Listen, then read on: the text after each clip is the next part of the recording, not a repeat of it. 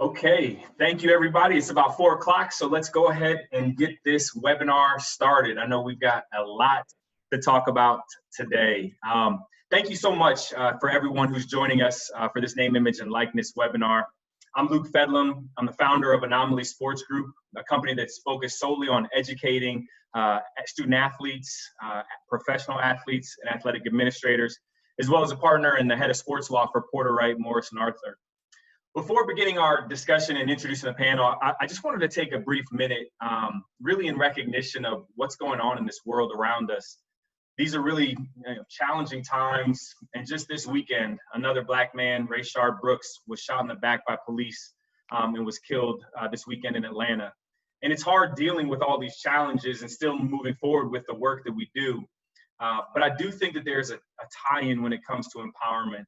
And as we survey the landscape, we know that name, image, and likeness changes are coming. And we have to make sure that we're working to educate student athletes and prepare them for what's to come. So to the athletic administrators who are joining us on this call, I know right now your world has to be unreal. Between racial equality, COVID-19, and name, image, and likeness, we all know that there's a lot that you're balancing right now. And so thank you. Thank you for taking the time to be on this call with us today. We are recording it, so if your colleagues aren't able to join, we'll be sure to get that information out as soon as possible. And so you'll see at the bottom of your screen, there's a Q&A box where you can click on that and you can add in questions. And throughout, we'll try to get to as many questions as we possibly can. And so with that being said, on behalf of Anomaly, I'm excited to co-host this event with Team Altemus, who's the founder of Team Altemus. So great seeing you, Courtney. Great to see you. Thank you. And thanks for Joey and Seth joining us today. And just to follow up on what Luke said, it's a really tough time. Really feel for all the athletic staff out there. And I know things are changing by the minute. But as we found out, even as recently as Friday, we've got NIL coming. Governor of Florida signed the law. So we know that that really puts it to the NCAA to try to get something in place that'll start July 1. So last thing we want to do is when student athletes come back on campus and we're back to hopefully a post-COVID normal, is be disorganized. So we want to make sure we give them every possible opportunity. So I do think it's an important conversation. I just want to talk briefly about Seth Greenberg. We don't need to introduce him. We all know him for his incredible work on ESPN as a college basketball analyst, College Game Day. He is in the top 100 of most influential college basketball people in 2020, which is pretty impressive given the fact that the season was truncated. But before ESPN, we all know he was a basketball student athlete first and a very successful college coach. And, lots of accolades to speak to that, 2-time All-ACC Coach of the Year. But the real reason we have Seth today with us is because of his passion for still coaching. We may not call him coach anymore, but he is still mentoring everybody he coached, anybody he comes into contact with. That's what he cares about, and that's why we have him here today. So thank you, Seth, for joining us. Luke, I'm going to flip it back to you so you can introduce Joey and we can get started. Yeah, as well, Joey Galloway needs no introduction. Joey, it's great to see you, and thanks for moderating with us. Joey, he has a unique perspective in all of this, right? Having been a student athlete and then a professional athlete with a long professional career, and then being able to also be an analyst for college football and really kind of seeing some of the challenges that athletes face on a daily basis. And so we're really excited to have both of you here with us in working through this conversation on name, image, and likeness. So Joey, I'll kick it over to you to get us started. Great to be here. And I think that the conversations that we have, especially in this area, because it's new and because people don't know what is to come and people don't know the things that may happen to these student athletes moving forward, there are a number of concerns. And so from my standpoint, when I look at it, number one, I always think of anything that may take away a student athlete's focus on getting an education sort of scares me a little bit. These guys these men and women are stepping into a situation when they're probably at their most vulnerable time in their lives. They're first leaving home, they're going to school, they're adjusting to their school, as well as adjusting to whatever sport they're playing, being out on their own, having to be responsible now to take care of themselves, and whether that's getting to school, that's getting to practice, whether that's getting to places where they need to be. And all of a sudden, we're throwing them into a situation where they now have to also make business decisions. Now, when we look at this, we hope it all turns out to be a great situation and everything is terrific. But we all know, having done things in business, it doesn't always go that way.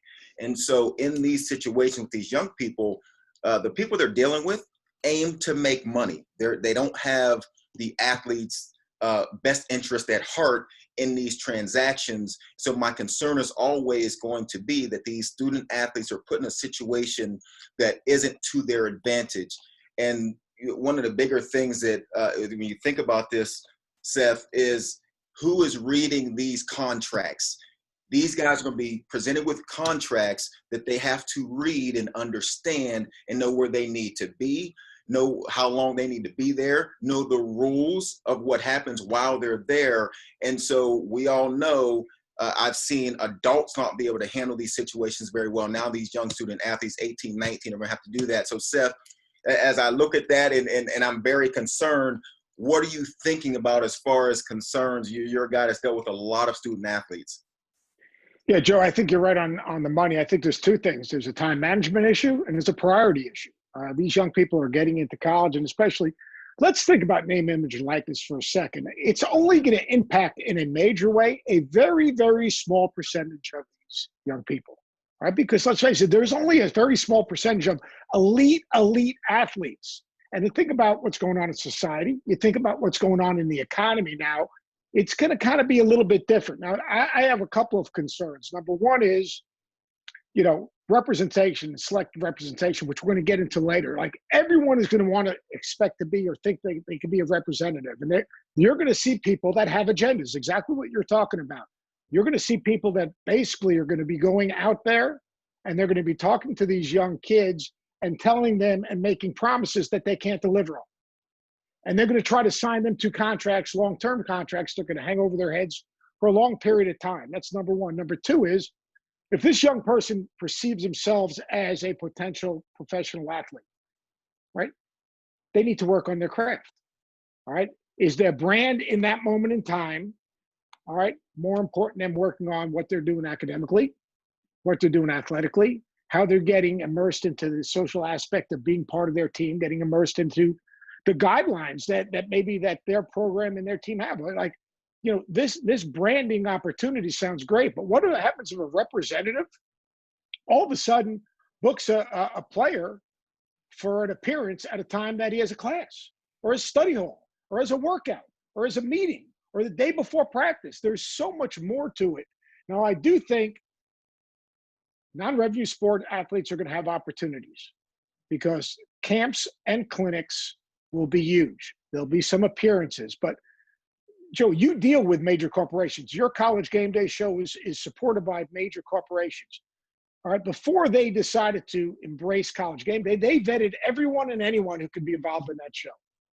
All right, when you're talking about an 18-year-old on a college campus, how many major corporations are going to risk their brand, all right, and hiring an 18-year-old as a brand ambassador? So I think we're a little bit overreacting. My biggest concern is, will these student athletes, and I say student athletes, lose focus on their educational objectives, number one, and two, working at their craft so that they can fulfill their dreams? Because the reason that they had an opportunity to receive this scholarship and be in this conversation for an NIL is because of their athletic talent that built a bridge to give them an opportunity to get an education and change their lives. So I've got very, very similar concerns that you have.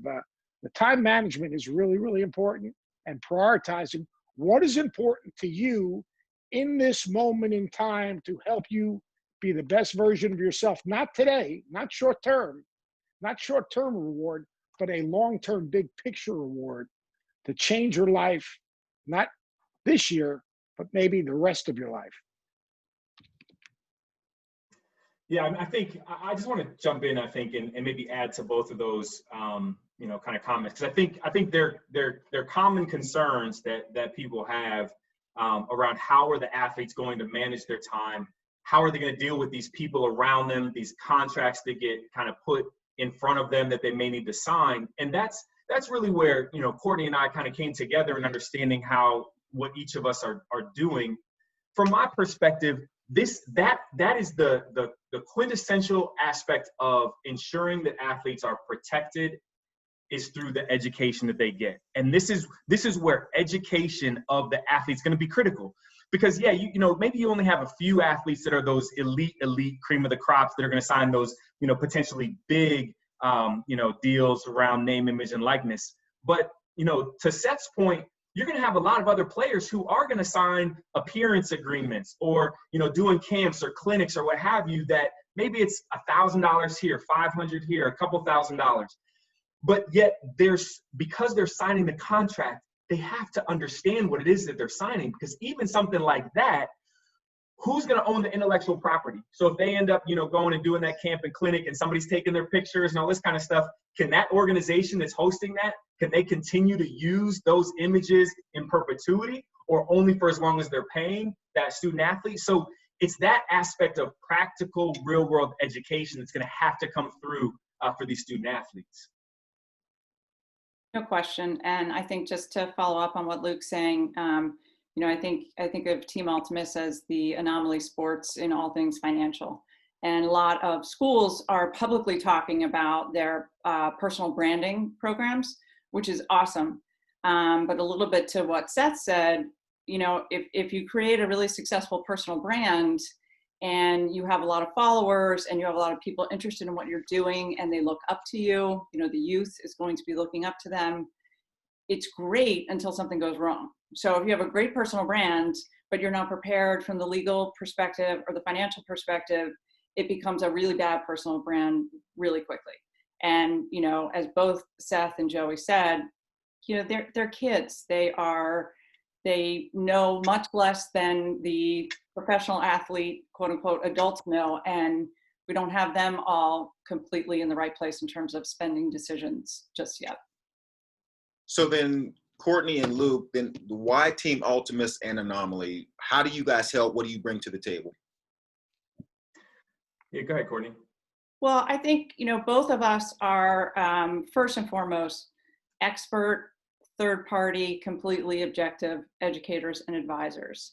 I am not a financial advisor. I gave that up so that I could be totally objective and help athletes, both professional and student athletes.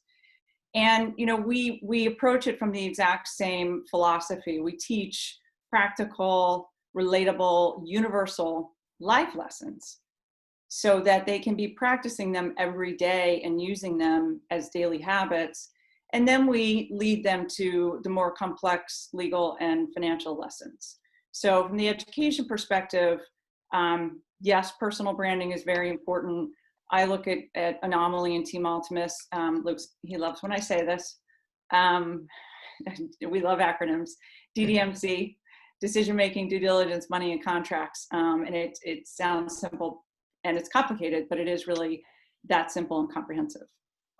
It is, and the thing I think that's important is we just want to help educate, right? And what I see on a daily basis from a legal side of being an attorney working with individual professional athletes, not as their agent, but as their, call it general counsel, you get to see a lot of these agreements. So you see kind of regularly how athletes get taken advantage of on various aspects. And so how do you take that and translate that into real world practical education? Because I think, Courtney's right. A lot of times players, when student athletes are hearing about name, image, and likeness, they're thinking about brand. They're thinking about, I got to get as many, social media followers, and I got to make sure that my brand is all that, right? But there's so much more education that's going to have to come with it so that they don't get taken advantage of, so that they don't become, a statistic and people looking back and saying, man, we should have never done this because the athletes are in a worse off than they would have been had we not done it. So the education piece is critical. I think it is critical. I think there's a couple things. One, I think these young people will talk about brands, and we'll get into followers and monetizing that, because I think that's what college coaches are going to end up doing. They're going to sign a kid and say, I just signed Joey Galloway. He's a great follow. Get behind him. That's going to build that guy's brand. He's going to get 1 million followers, and then all of a sudden he'll be able to monetize that. That's going to be part of the process. I mean, just like, universities are going to create branding counselors, just no different than it's going to be a compliance office, a marketing office, a branding office. That's great, but you got to have something to brand. The other thing I think that we're all missing is that why wouldn't these young athletes also understand their branding is kind of partnered with networking? Because part of your brand is to establish relationships, use your notoriety, use your place within that campus and the people you're exposed to build that brand, to create a network who's going to open up doors, not today, but open up doors the rest of your life. People that you potentially can partner with once you graduate, once you become either a professional player or once you become a professional in society. So I think that's really important. What you guys are doing is incredible, because I don't think very many 18-year-olds are thinking about establishing credit. I don't think very many 18-year-olds that are going to run a camp or clinic are understanding about, the things that they have to do, whether it's the type of liability insurance they're going to need, or certifying the people that are going to work at their camp so that they're not liable for someone who does something wrong. I don't think an 18 or 19-year-old is thinking, well, I'm going to make $5,000 here, $3,000 there. All of a sudden, I've got money. I'm going to take care of my initial family. But other people on campus, all of a sudden, they're going to have a new group of friends, all right, that are going to all want a little bit of piece of that. And they've got to understand that, yeah, it's great that I'm monetizing my success, but that doesn't go on forever. So what they're going to learn how to establish budgets and establish credit and learn to say no and learn to make good decisions on contracts. And most importantly, understand, and Joe, you said this was the greatest thing. The guys out there are trying to get 10% of what you're making or 20% of what you're making.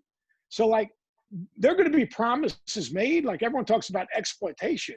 Those are the guys that are going to try to exploit a young, talented player. And we're seeing what's going on with Zion Williamson right now. He obviously signed something early on.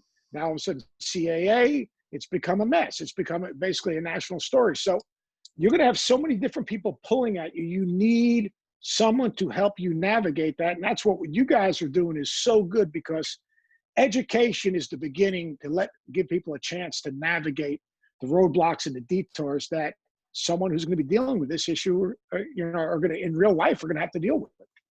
And because this is all new and a lot of these details are still being hammered out as we're talking through this, and I give you guys a lot of respect for staying at the forefront of this and knowing these things, because you're going to have to then teach them to not just the student athletes, but also the staff. So as you look at this, what does that NIL curriculum look like for the staff and these student athletes as they're going through a situation dealing with something completely new? Well, I think first and foremost, the staff has to understand everything they don't know, and they would never be expected to know because they haven't dealt with this before. So you can oversimplify it and say that basically all the new issues that come to professional athletes after they leave college are going to potentially hit every single student athlete in the program. So what does that mean? That's the time management piece. I don't think Coach K is going to be letting the Dennis Rodman of the team take a couple days and go to Las Vegas in the middle of a playoff run. And what are the consequences of that? Obviously compliance is going to be a big piece of it, but beyond compliance, if the staff is not understanding the implications of lack of financial knowledge, lack of contract knowledge, lack of guidance when it comes to what is good for your personal brand, what is not good for your personal brand, and most importantly, what can the staff do to help the student athletes so they aren't distracted from their most important priorities, and that is being an athlete and being a student. Because obviously, as Seth said, if they're not focusing on that, none of this matters, because they'll no longer be an athlete and possibly not even a student. Yeah, so you've got these substantive areas, right? You've got the financial substantive areas, you've got understanding contracts and those technical aspects. But I think, one of the things that's so critically important as a place to start is decision making, right? So often with athletes, we talk to athletes about making these split-second decisions in their game, right? So they play, no, you got to be on it. Split-second decisions, like indecisiveness is a challenge, right? We don't want to see that. Make a decision. But we don't do the best job of helping to slow that process down for decisions that they need to make outside of their sport. So being able for the athletic administrators to help student athletes understand a repeatable, methodical decision-making process is going to be critical. Because guess what?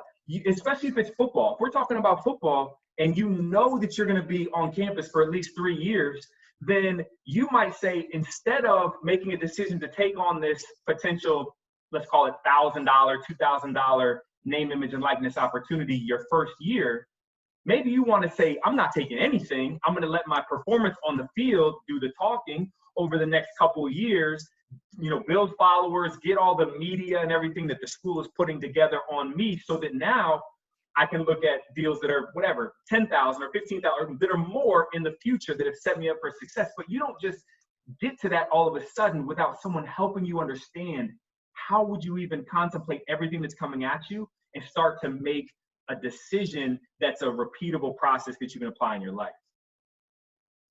The athletic staffs almost have to be, if you think of it as taking it to the utmost degree of what name, image, and likeness is, and say every single student athlete decides they want to try it, that athletic staff now needs to become almost a venture incubator. And that's not what they do every day, all day now. So, Courtney, yeah, go ahead. Just a question. As we go through this, I think it's interesting because we're talking about the NCAA and each institution. The way I look at it, like the NCAA is trying to basically say we need a level playing field in name, image, and likeness. That doesn't exist.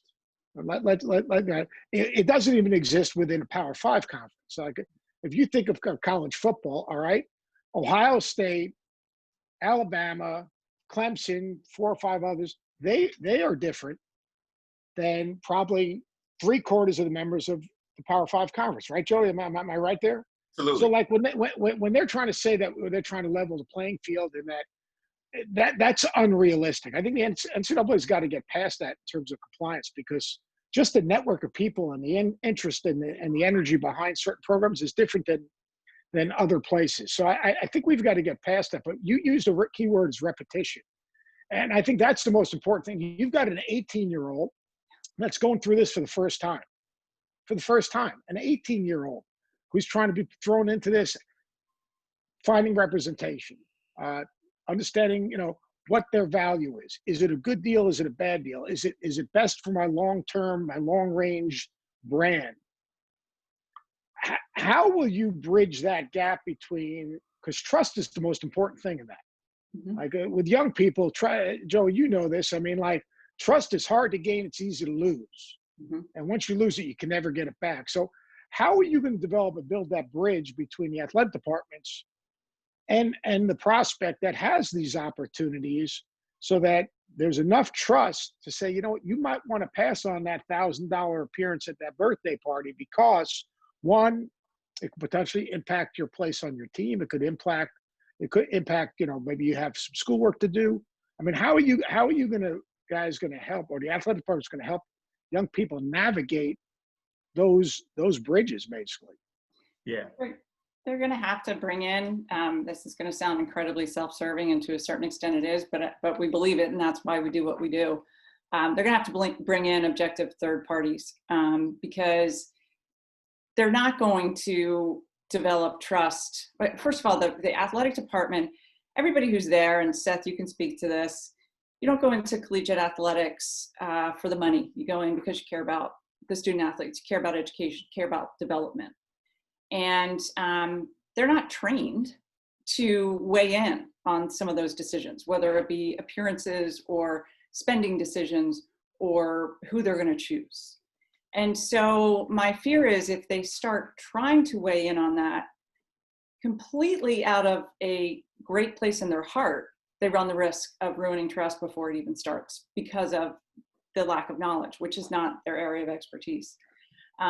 We find now when we go into schools, they're relieved. They can say, ask Team Altemus. They can make us the good guys, the bad guys, the educators, and really just sort of defer to us when it comes to decisions now. I mean, we see it to a program in Division I football. The biggest issue with spending decisions and budgeting are unpaid parking tickets. So these kids with just cost of attendance, Pell Grants if they qualify, stipends, they're not parking in the right place. They're not paying their tickets. So they get to next semester, they can't register for classes, they're ineligible. So we know what's happening now. We come in and help staffs try to fix that. The thought of that going on a much larger level with many more athletes is significant. And so I really do hope that they study the resources they have and bring in the resources that they don't have. Yeah. So I would just add to that. I think the aspect of you bringing in that real world education is critical, because you build trust when players believe that you are sharing with them the information that they need to be successful, right? I mean, Joey, you were a player, and if you had a speaker that came in, you knew if they were BSing or if they knew what they were talking about. And so you build trust by bringing in people that have seen, whatever it is that they're dealing with over and over, and can help them understand how to navigate that. So if you looked at this curriculum, right, and you broke it down like into 4 quarters, and you said, okay, like in a game, you want to start off with due diligence of yourself, right? So you're thinking about understanding yourself, your own self-analysis, right? But then you've got to go into this personal financial management.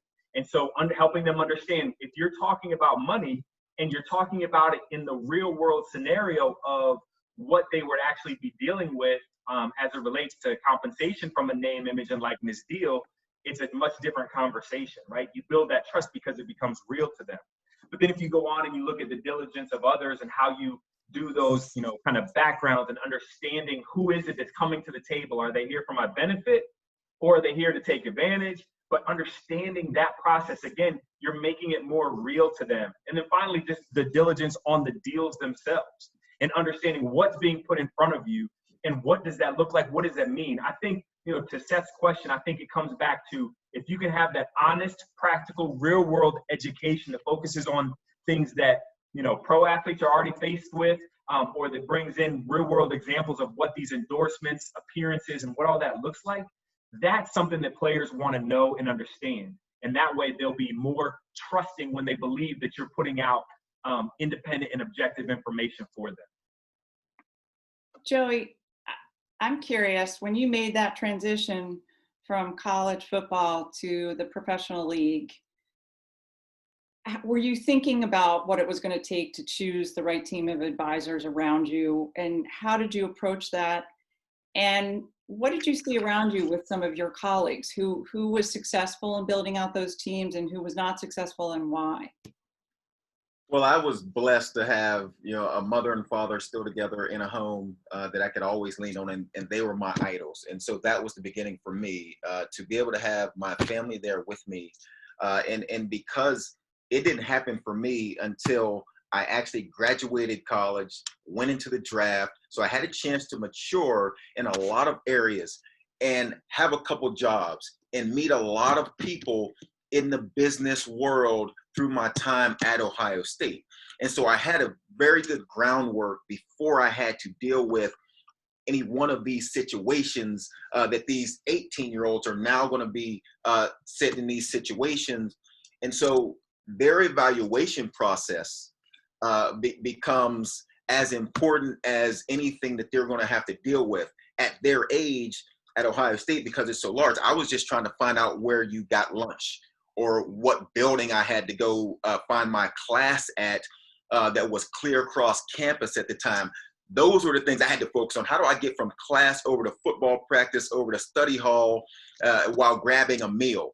And so you add in this other aspect of not just handling those things, not just being prepared to go into business, but now you have to bring in a whole nother group of people and figure out who you can trust, figure out who has your best interest at heart, and figure out it sometimes who would be willing to make a sacrifice for you in a business field if it's in your best interest. And those things are hard to come by, whether it's your adult life or whether it is you're a young person. And so when we start to talk about this personal financial management that you guys are going to be helping people deal with, like what does that look like from an educational program?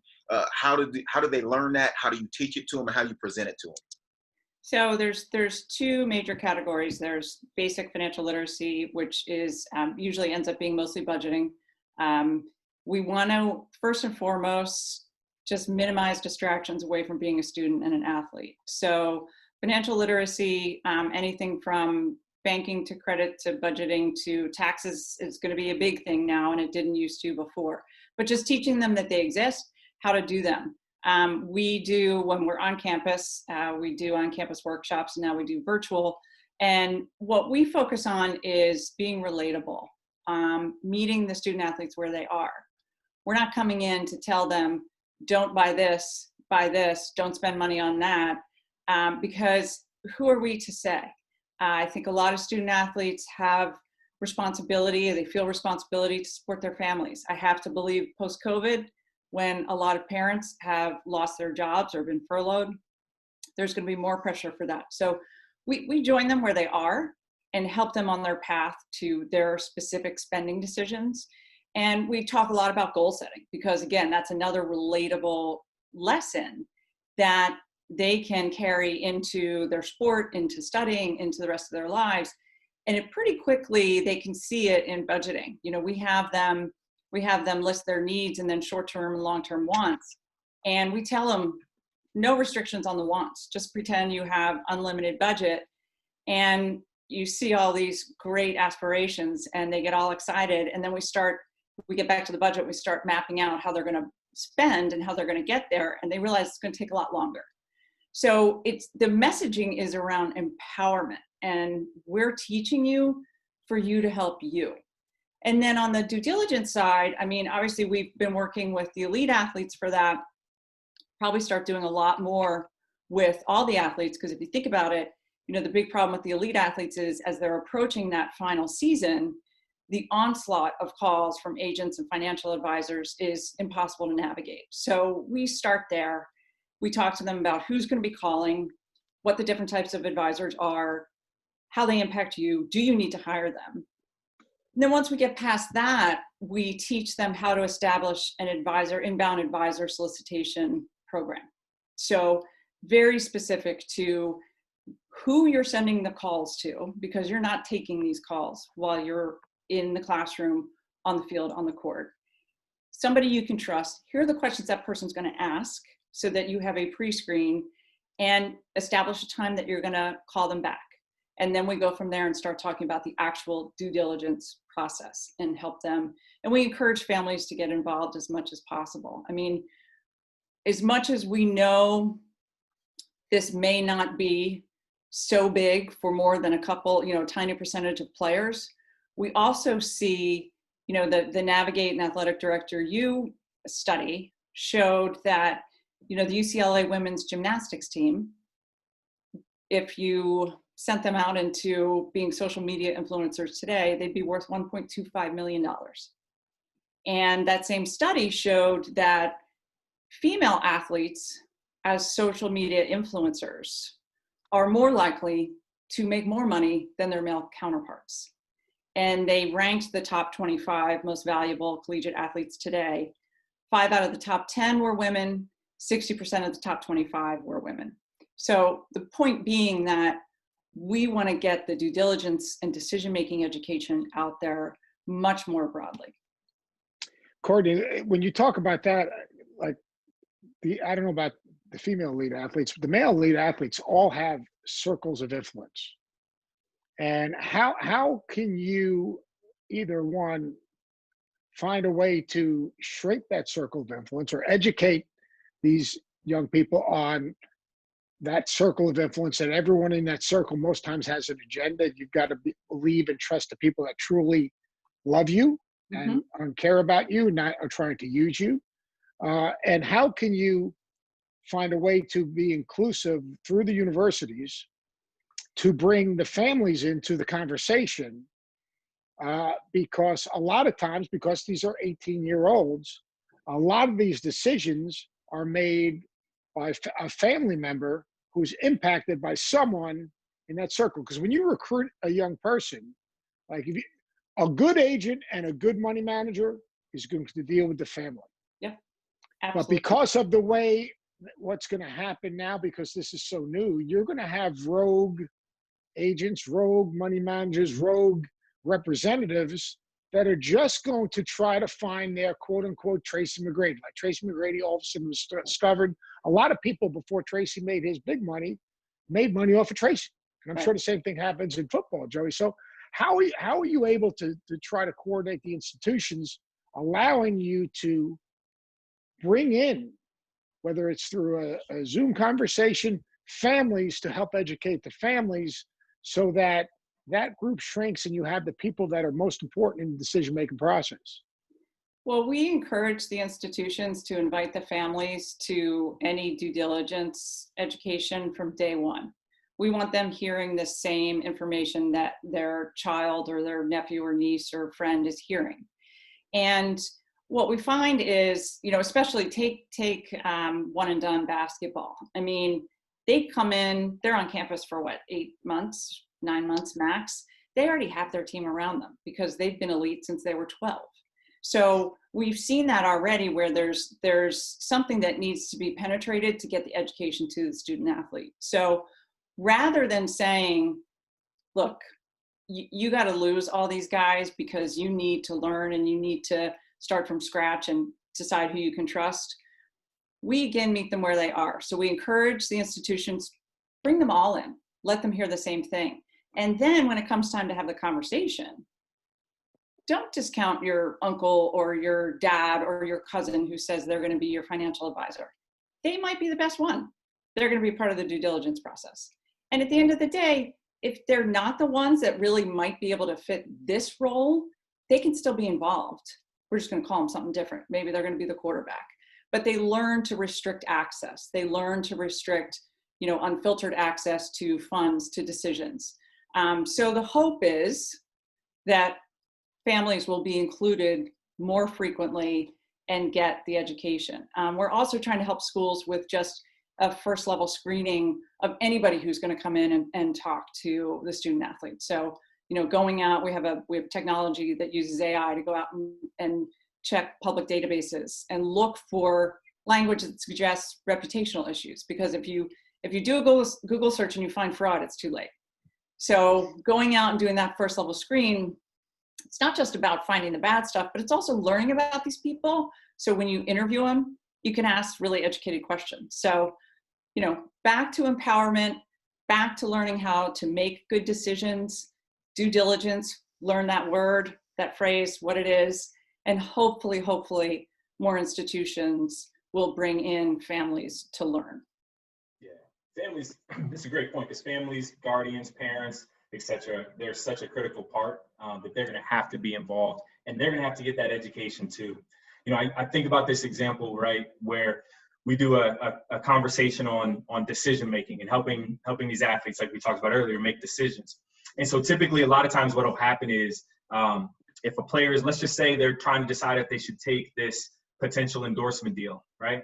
So oftentimes what they'll do is they'll go and just ask, you know, whoever's around them, whoever they trust, what do you think? Should I do it? And what happens is you get this response that's kind of like a yes or no response, like, yeah, you should do it or you shouldn't. But again, it comes back to what are those ulterior motives necessarily of the people around them. So if you have a process, and we talk through this process where it's REAP, right? It's REAP, and you reap what you sow, right? R, recognize there's a decision. E, evaluate information. A, analyze the options. And P, produce a result. If you have that as a process, now you can start to bring people in on a particular aspect of your decision-making process. You're not just asking them for, hey, give me your your final answer on whether I should do this, whether I should leave college early or not, or whether I should go with this agent or not agent, or whether I should take on this deal. Now you're saying, hey, here's the decision I'm making. This is the information that I've started to kind of evaluate. Now I'm trying to analyze my options. What do you think about these as options? So now you're getting their feedback on specific aspects that can help you in a decision-making process that the athlete can really learn from the varied, kind of perspectives that the people around them might have. Seth, as we move further into this, where do you see, and we touched on some of these things, but in your opinion, and being around student athletes for a long time, around college basketball, as we get to in your mind, what are the big opportunities for athletes? Joe, you're breaking up. Joey's breaking up a little bit. Did someone get that come out clear? Try that one more time. Joey's frozen.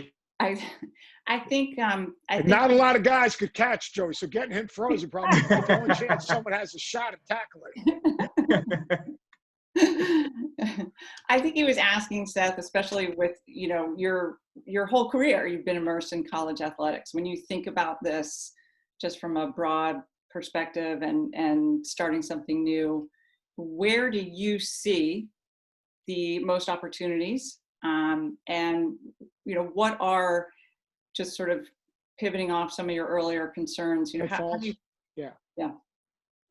I think the greatest opportunities for a majority, the masses of potential student athletes, is going to be in social media. I really believe that. I think monetizing your social media is going to be a huge thing. It's going to be something that you can control. I think that if you end up having a representative, they can control your messaging. Messaging is going to be really important. We all know that.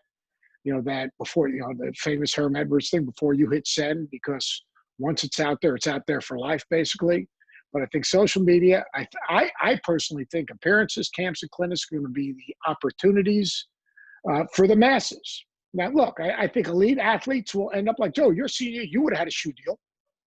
You would have had a shoe deal. There'll be basketball players that come in that will get legitimate shoe deals.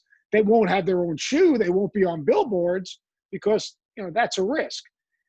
The pitfalls to me come, and my concerns as a coach, you're going to have these representatives who are going to have their own agendas, and their agendas might not align with, and I'm talking from maybe a coach's perspective, is going to impact your locker room. Because so what if you have two student athletes or two players that are in it for maybe potentially the same deal or the same appearance, and now all of a sudden you're going to have one representative pit the other player against each other. That's going to be a problem in the locker room.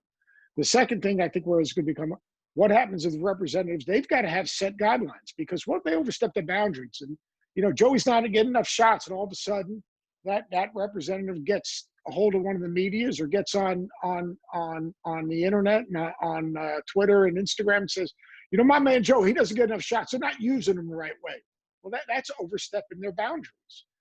If you get, a representative that is so into himself and monetizing this potential player and basically is not respectful of that student's educational commitments, could be class, could be study hall, could be a group meeting, or their athletic. Because, in the end, it goes back to the same thing. What's your dreams? Are you looking for a short-term return, or are you looking for a career? It's like when guys leave to go to the NBA early.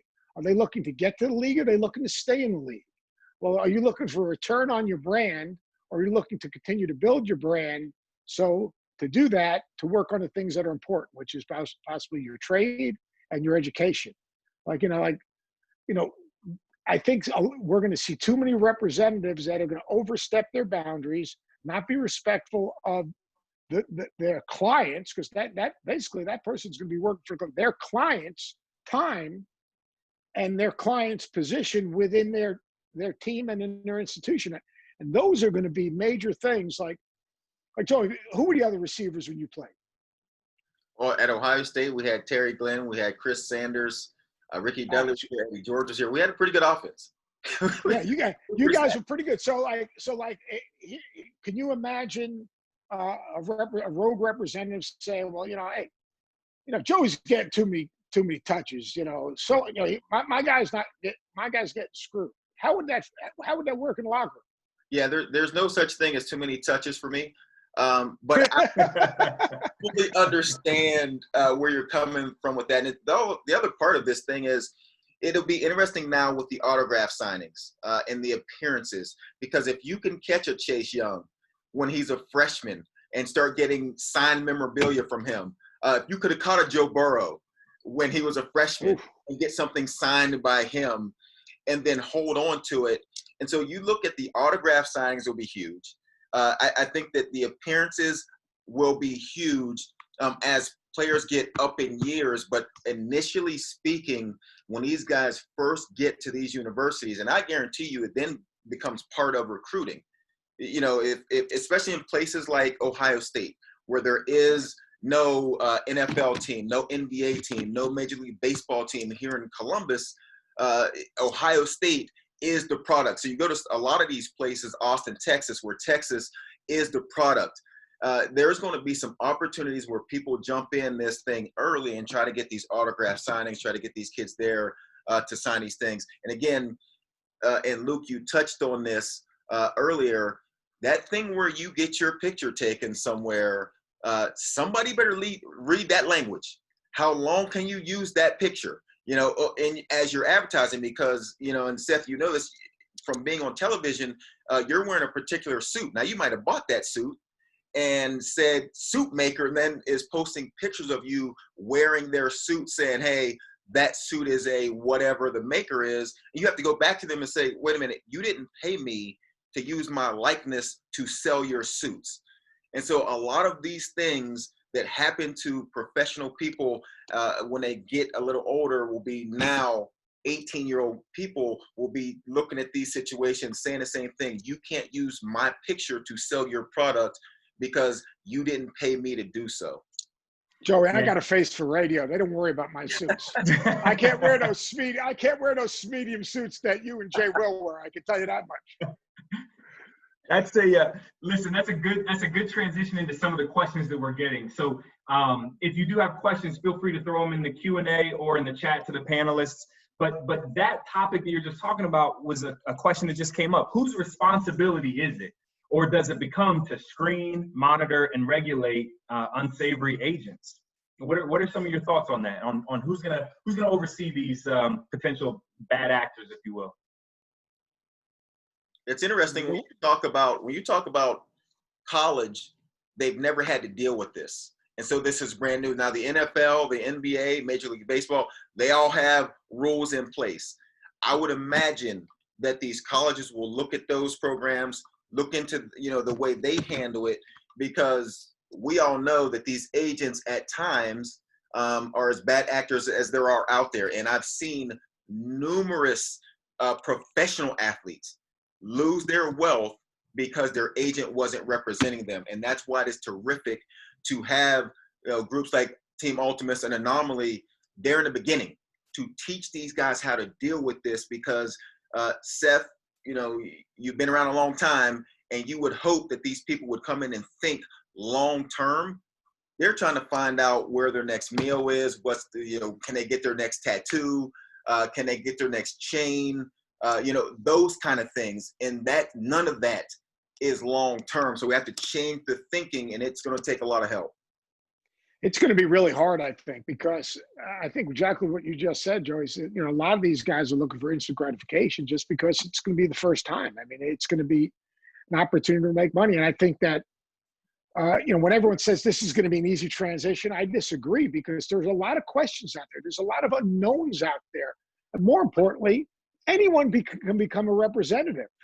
So, I mean, the programs you guys are putting these guys through, but here's the key to the program. And I think it's the most important thing. And I know you're thinking about this. You got to put good days on top of each other. That's whatever you're doing, whether we're dealing with what's going on in the world today, whether we're dealing with anything you do, you've got to, there's no quick fix. It's all about repetition and putting good days on top of each other. And that's how you create change. Like the programs you guys are putting together, there's got to be follow-up. There's got to be follow-up institutionally. There's got to be follow-up individually. There's got to be follow-up collectively. Because a one-time program That's like saying, all right, we're going to guard ball screens, or we're going to down the ball screens. We're going to drill it one day. All right. Oh, we got it. We don't have to do that anymore. No, the key to be able to do anything is to do it over and over again. I know, like football players, I remember Herm Edwards used to always tell me, you know, the best players sight things. They see things because they've seen it so many times that when they see it, instantly they process it. Unfortunately, until it becomes where a young person can cite a bad representative or a bad deal, what the key will be for you guys and for universities is the follow-up must be consistent. It's almost got to be like a drill, and the university got to understand, well, I did my due diligence. I checked our box. We brought you guys in and you guys gave your talk. All right. I covered my ass. We're good. Yep. That's BS. Yeah. That's not the right deal. What it needs to be is, and I'm not telling you guys, trying to build you guys up. It needs to be a contract so that you guys can then put together a program that the institution is unable to put together, and then an education from the people that are going to be overseeing the program, and then a follow-up from you to make sure that the messaging has been consistent and these people are better understanding, or you're going to see a ton of bad decisions. I agree. And I think, it's one reason we're having these conversations now. We don't want to get to January or April and have everybody scrambling, because to your point, it's not going to happen overnight and it needs to be repeated. And we talk to the student athletes about that. This is no different than your reps in practice. It's no different than your reps in the weight room, your nutrition, your days off, your rest, your studying. It's daily habits. And if you don't start now and apply it to finance, due diligence, looking at contracts, it's not going to happen. So, and we recognize right now, budgets are getting cut across the board. So, we have the virtual programming, but we're also starting to develop some micro learning because they're all on their phones 24/7. So, you swipe through for 5 to 7 minutes. That's easy, and they love that stuff. And there's all kinds of features on there. So little things like that are not terribly expensive to reinforce that daily repetition. Yeah, and getting back to the oversight aspect, it'll be interesting to see what the rules actually call for, right? Because we could look at what the NCAA has done recently with basketball. And so for college basketball student athletes to be able to test the waters, as long as they use an agent that has been certified or gone through the NCAA certification process, we could see some form of that taking shape where if you're going to do a name, image, and likeness deal, the advisor has to go through this process, with the NCAA or with the member institution, to be able to do that. And whether that's required or, the NFL has like their NFL Players Association financial advisors program, right? So if you go with somebody on this list, at least they've been somewhat vetted or they've gone through some form of training for what they're gonna do. Another question that came up, and I'm going to take a first stab at this, and then Courtney, I'll kick it over to you. It says, so many athletics staff members have JD degrees, law degrees, especially compliance. What are their potential liabilities in helping student athletes navigate name, image, and likeness contracts? And I'll say briefly to that, we aren't going to see, you're not going to want to see athletic department compliance staff talking with student athletes as to whether they should or should not take a particular deal. What you're going to have is ultimately a conflict that comes into play, especially if it's a JD, and even the lawyers within the athletic department and the athletic staff. What you don't want to have happen is, their ethical obligation is to the institution, right? I mean, that's just what it is as lawyers. All lawyers have an ethical obligation either to the client or if their client is the institution because they're in-house, you've got that situation. So what's going to have to happen is compliance can provide general and broad education, and they can bring in outside experts to help with that education, but they're not going to be able to, there's too much liability exposure if a compliance person says, yeah, you should take this deal, or no, you shouldn't take this deal. Schools aren't going to want to be in that space for the potential exposure. I don't know, Courtney, if you wanted to add on to that, or if you wanted to. All I was going to say is just, I think it's a great question and really important, because as we know, these student athletes look to all of the staff as mentors. There's a lot of quick conversations in the hallways in an office. And, I think it's important to reinforce to the staff that they have to be careful of those conflicts, even, in passing. So it's a great point. Yeah. So here's one I'll throw back out to the group. So how can institutions who are already tight on resources, given COVID-19 and other issues, employ and implement a third-party kind of expert service for the entire athletic department without running foul for Title IX, while simultaneously servicing all athletes and not just the stars of men's basketball and football?